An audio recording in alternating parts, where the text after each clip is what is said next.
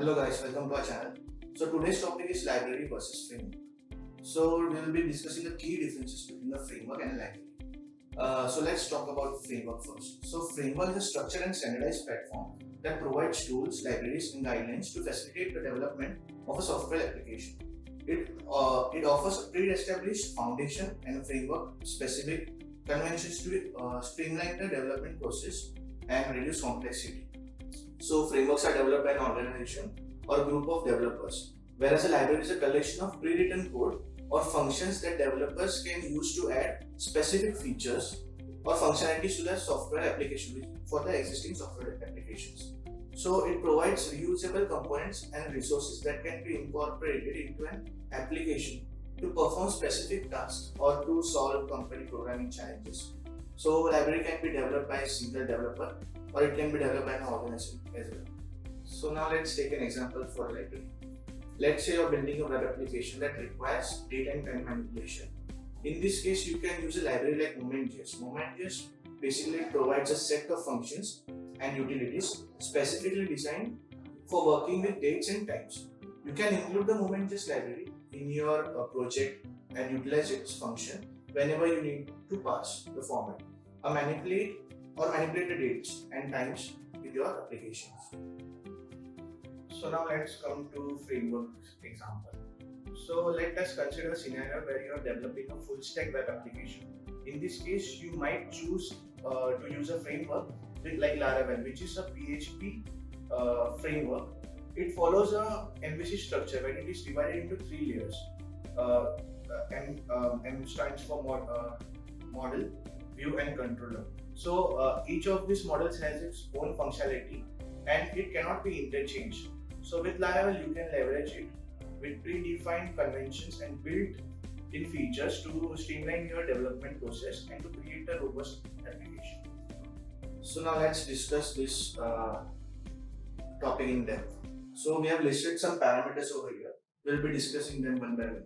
So first parameter is the definition. Like how will you define what is a library and what is a framework. So libraries provide developers with predefined functions and classes to make their work easier and boost the development process. So for example, we'll take React.js. So in React.js, there is no naming convention. Like if you're creating any page, you can name it whatever you want. Like if you're creating a home page, you can write homepage.css. But same cannot be done in frameworks. Like suppose if you are using Next.js. So in that, what you have to do is you have to use page.css, which is a naming convention defined by Next.js. So framework on the other hand is like the foundation upon which developers build applications for specific platforms. So next parameter is inversion of control. If you so by using a library, you can control the flow of the application and call the library. So the developer himself is calling the library directly. There is no third party system which is acting in between. But in contrast, when you use a framework, the control is inverted. That is, a framework controls the flow and calls your code. So basically, it is calling your code and the library which you are using it. So framework acts as a barrier between the library, your code and the library. So third parameter is collection. So generally, libraries are a collection of helper modules, objects, classes, functions, message templates, pre-written code. So, but on the other hand, framework consists of a lot of APIs, compilers, toolsets, support programs, libraries, etc. So next parameter is function. So in library, the program linking and binding process, they play an important role. Whereas in framework, using them, you can build and deploy applications in a standard way, as the framework already provides code to perform common tasks and use code provided by a developer by custom functionality. So the next parameter is complexity. Having a library means understanding the functionality of each method, and it is easy to create complex interactions since you need to call many methods to get the desired result. Whereas in framework, on the other hand, embody the basic flow, and since plugins need to be added to the code, it is easier to do the right modification. So next parameter is replaceable.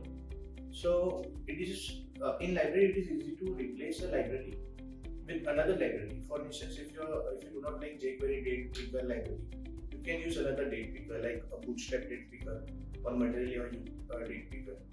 But in framework, since it is difficult to replace the original component which is provided by the framework, you will have to go through a lot of code to implement third-party library.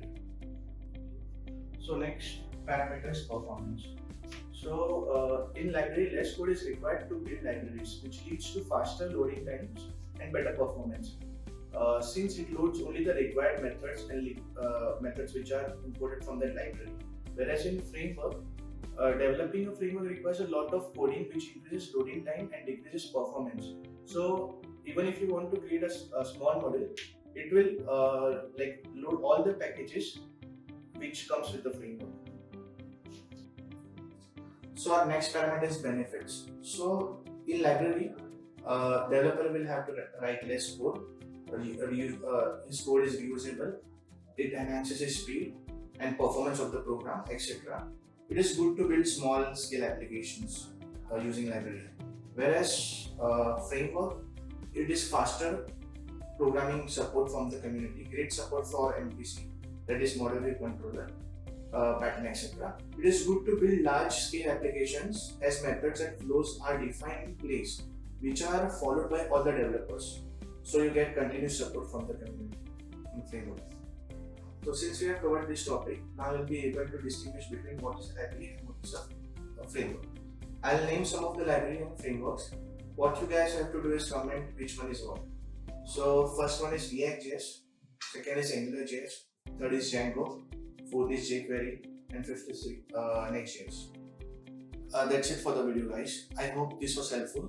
Thank you for watching our video, and don't forget to like, share, comment, and subscribe.